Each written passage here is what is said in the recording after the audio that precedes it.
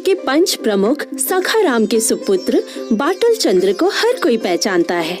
बाटुल को नया शौक चढ़ा है बिल्ली पालने का। नहीं, इसमें कोई समस्या नहीं है। समस्या है बिल्ली को पक्षी की तरह पालना। दरअसल बाटुल का मन था पक्षी पालने का, लेकिन यह हो ना सका और इसलिए अब वो बिल्ली को पक्षी की तरह पाल रहा है। जैसे कि बिल्ली को दाना खिलाना और उसे उड़ना सिखाना, यही सब और क्या। और थोड़ा पुटी, और थोड़ा समझ कि ये दोनों पंखे हैं, मतलब पंखे ही है, लेकिन तू समझ कि ये दोनों तेरे पंखे हैं। ठीक है, हिला हिला। उफ, अरे सिर्फ म्याऊ म्याऊ करने से नहीं होगा, पंख हिला, पंख हिला। देखता नहीं पक्षी कैसे फड़फड़ाते हुए उड़ते हैं। तू भी सकेगा। बाटुल, क्या रहा है? पापा देखिए ना, पुटी बहुत ही बुद्धू है। कब से इसे उड़ना सिखा रहा हूँ लेकिन सीख ही नहीं रहा है। बाटुल, वो बिल्ली है, पक्षी नहीं जो उड़ेगा। ये क्या पागलपंती है? लेकिन पापा आप ही ने कहा था कि कोशिश करने से सब संभव है। पक्षी कर सकते हैं तो बिल्ली क्यों नहीं? पुटी पंख हिला, तू कर पाएगा। बाटुल, यही पागलपंती से पुटी। जिसका डर था वही हुआ। देख, उसे कहीं लगा तो नहीं। उफ, तुझसे और नहीं सकूंगा।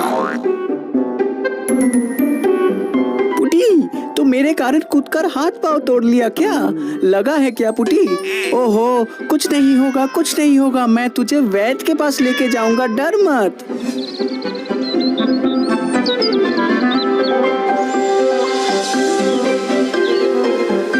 बाटुल के गांव में ही रहते थे एक बुजुर्ग हरिकृष्ण मुखर्जी। एक लौती पोती की शादी हो जाने के बाद हरिकृष्ण का एकमात्र साथी है उनके पाले हुए दर्जनों पक्षी। घर के पास थोड़ी सी जमीन में धान रोपने का समय होने के कारण बहुत समस्या में है हरिकृष्ण। बेटा हबूल, तुम मेरे नाती के जैसे हो। ये धान का बीज मेरे जमीन में छींट दो, बहुत उपकार होगा। मैं किसी काम को करने से पिछपा नहीं होता, लेकिन क्या है ना दादू, उधारी में भलाई करना, गड्ढे में गिरना। समझ में आया?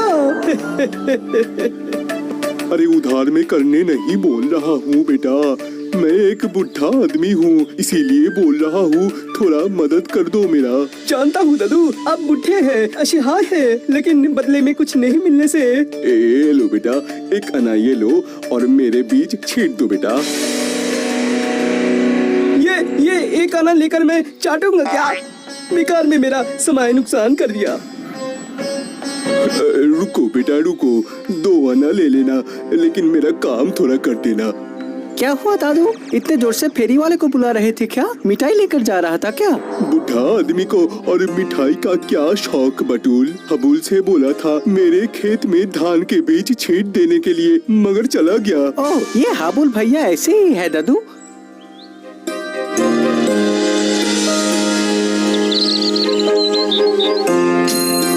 आप इतना परेशान क्यों हो रहे हैं? पक्षियों को कह दीजिए धान का बीज छींट देने के लिए, वो लोग तो ऐसे ही धान ज्यादा खाते हैं। बात तुमने बहुत गलत नहीं कहा है बटूल, धान के बीज छींटेंगी पंछी। हाँ, आप उन्हें बोलकर देखिए ना। आओ सब पंछी इधर आओ, मुझे थोड़ा मदद करो, आओ थोड़ा जल्दी आओ।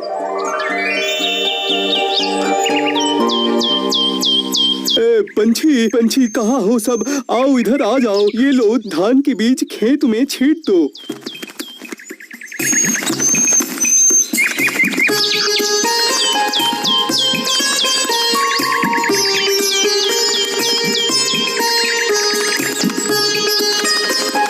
अरे वाह, सुख दुख के साथी, दादू के पक्षी है करामाती। बहुत अच्छा, बहुत अच्छा। सच में बाटुल, तेरी बुद्धि से कितनी आसानी से मेरा काम हो गया। देख, आपका काम तो हो गया, लेकिन मेरा काम बाकी है। चलता हूँ दादू।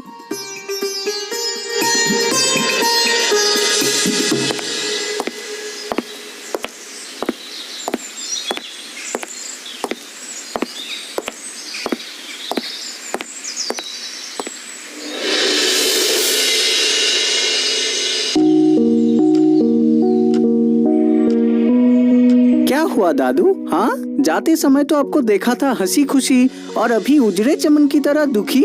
और मत पूछ बाटूल।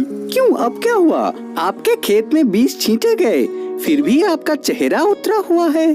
और क्या बोलूं बाटूल, गुजर रहा है, न जाने कब क्या मुसीबत में पड़ूं। भगवान में मेरे किस्मत में क्या लिखा है थोड़ी न पता है। लेकिन क्या हुआ दादू? मेरी एकमात्र नातनी को देखने का बहुत मन करता है। कितने दिन हो गया मिले हुए, उसके ससुराल वाले उतना अच्छा नहीं है, लड़की को आने भी नहीं देते। आपकी पोती मतलब सीता दीदी? लेकिन वो तो बहुत बहुत दूर रहती है। हाँ बाटूल, पहाड़ के उस पार जंगल के आखिर में सिमुलपुल गांव में उसका ससुराल है।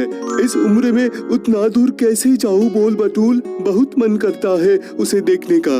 क्यों दादू, घोड़ा गाड़ी या फिर पालकी से नहीं जा पाओगे? तेरे इस गरीब दादू की उतनी औकात नहीं है रे, और फिर वो पहाड़ पार करके कैसे जाऊंगा? अगर कोई पुष्पक विमान होता तो वो मुझे नदी पहाड़ पार कर कर ले जा सकता था। पुष्पक विमान? अरे मैं भी ना जाने क्या क्या बोल रहा हूँ।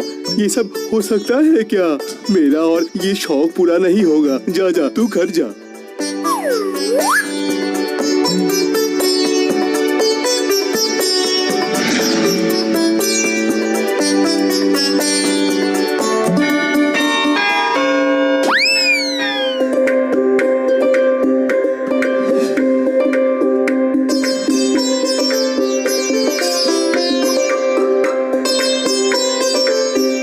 अरे अरे, ये क्या क्या बटूल, छावनी को चेयर पर क्यों रखा? ये क्या कांड है बोल? कांड नहीं दादू, बोलो कर्तव्य। अब जो होगा वो देखकर आप ही नहीं सबकी आंखें फटी की फटी रह जाएगी। अब जल्दी से पक्षियों को बुला लो, तो बुला लो पक्षियों को। पंछियों को बुलाओ मतलब? अरे अभी क्या बुलाओ पंछी को? अरे क्या पागलपंथी शुरू किया तूने? ऐसा मत कर। ओहो, पागलपंती नहीं दादू, ये है रामबाण उपाय। इस चेयर में बैठकर उड़कर आप अपनी पोती के घर जाओगे। बुलाओ पक्षियों को। अरे क्या बोला? इस चेयर पे उड़कर नतनी के घर जाऊंगा? नहीं नहीं, अब पक्का पंच प्रमुख को बोलना होगा कि शहर ले जाकर तुम्हारा इलाज करवाए। जा बेटा जा, और दिमाग मत खा मेरा, जा। ओहो दादू, जो बोल रहा हूँ वो करो ना, जल्दी बुलाओ पक्षियों को।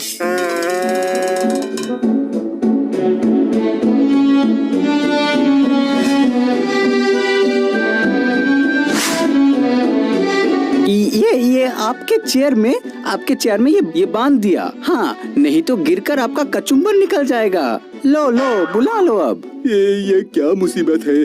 तेरे कारण लगता है मुझे नरक जाना पड़ेगा, और फिर तू ही अफसोस करेगा। ओह दादू, जो बोल रहा हूँ वो करो ना, जल्दी बुलाओ पक्षियों को। ये तो लड़का सच में पागल है। ठीक है तू रुक। अरे कहाँ है रे? आओ मेरे पंछियों, मुझे उड़ाते हुए मेरी नतनी के पास ले चलो, आओ। हरि कृष्ण के ये बोलते ही दर्जनों पक्षी चेयर के ऊपर आकर छावनी पर बैठ गए और उसे लेकर आकाश की तरफ उड़ना शुरू कर दिए। कुछ ही देर में पक्षियों के साथ बूढ़े हरि कृष्ण भी आकाश में उड़ने लगे। ये क्या? मैं तो उड़ रहा हूँ। देख बटूल देख, मैं तो सच में पंछी की तरह उड़ रहा हूँ। सच में ये संभव हुआ बटूल, मुझे विश्वास नहीं हो रहा है। हो गया दादू, हो गया। मेरा पुटी नहीं उड़ पाया तो क्या, इतने सारे पक्षियों उड़ गए और साथ में तुम भी। तुम आराम से घुमाओ दादू। अरे बहुत खूब, मैं नतनी के घर जा रहा हूँ सिर्फ तेरे कारण बटूल। दादू जल्दी से लौटाना, दादू जल्दी लौटाना।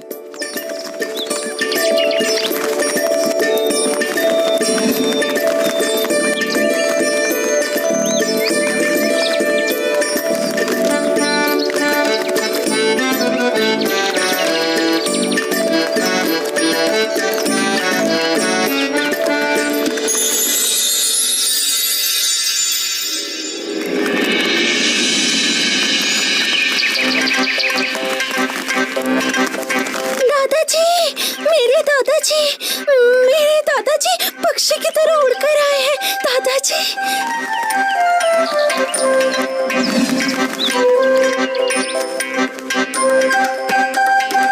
बेटी मिलने की चाहत होने से पहाड़ नदी भी पार करके आया जा सकता है। हाँ। मैंने कभी नहीं सोचा था कि आपको दोबारा देख पाऊंगी, लेकिन ये क्या है? ये क्या है? ये कैसे हुआ? अरे बोलता हूँ, सब बोलता हूँ। पहले अंदर चल, इतनी दूर से आया, पहले अंदर तो चल।